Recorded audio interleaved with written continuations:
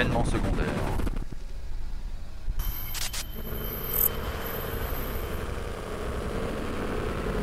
Les cigales pleurent au-dessus des voitures, et l'ombre d'un désir monte sur l'écorce de l'arbre rempli de coquelicots. De son côté, la marmotte commence à étrangler le violeur de radiateurs de profil, et les chassiers aspirent à plus de cirage sur ses estomacs. La carpe arrêta son babillage roi, malgré la moufette et son nez tactile se regardant dans son miroir de laine. 120, le cyclope, poussé par l'iguane indélébile. La rage des moteurs suspendus déclencha un isotope de fourré au neutrino. Le ravin était alors né.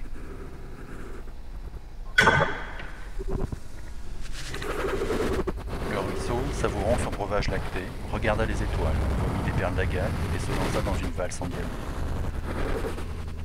La 7e révolution solaire de cette nuit creusa encore plus la cicatrice vénéneuse de X-27R, réminiscence d'une rencontre fortuite avec un grand émissaire des hautes sphères aux fleurs blessées et au cœur fané. Son ombre détailla l'ivresse des cibles vertigineuses. Quelle stupeur lorsque le stupre stoppa la stagnation des stalagmites.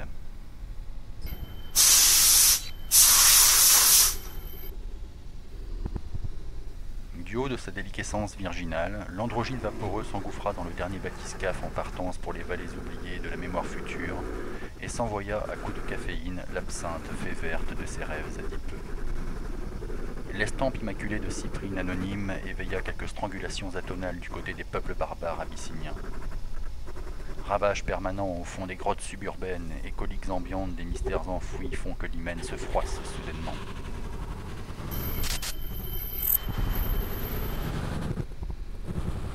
Évacuant sa propre logorée verbale, il substitua les venins ovipares au crachat des cymbales ferrugineuses. Gauche, mon agneau ne s'intègre pas entre le piston herbivore et la clameur des révérentions, s'exclama le dindon à l'épate regard, et le drame survint.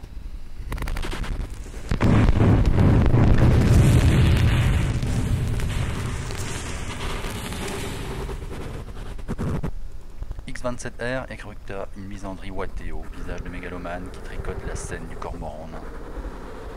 La déesse des crépuscules fixe de son strabisme manichéen la cime de la pensée du chasseur d'Odotoncette.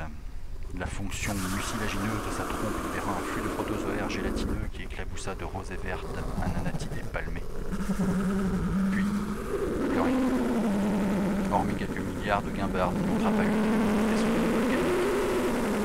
Entreprendre une saga autochtone paraissait évident, surtout que la douce cuticule de leur cauchemar ne les trouverait jamais sous la couverture de leur passage.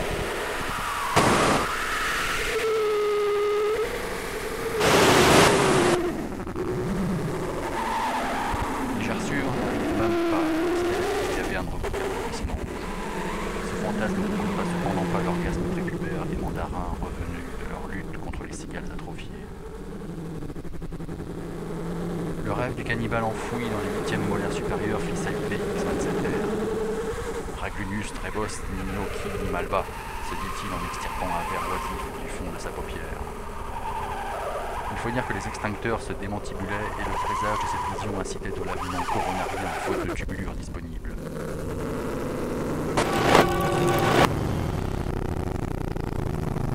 S'il n'en reste qu'un, ce sera Walkie, le papillon turgescent. Car demain, il y a de cela 3 jours et demi, son océan lumineux s'est envolé par-delà la haie des hirondelles capturées la semaine prochaine.